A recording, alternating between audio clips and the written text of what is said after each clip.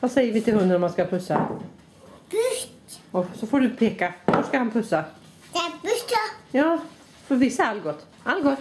Här, puss. Puss. Ja, bra. Och Mick också.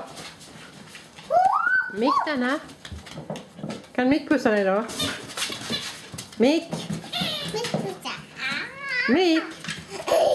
Du får peka åt Mick. Peka. Vart ska han pussa? Puss, Mick. Mick, puss. En till.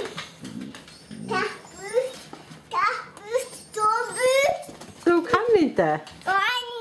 Du får ta en till från Mick då. En till. Puss. Mick, puss. Mick, puss. Mick, puss. Mick, pussa.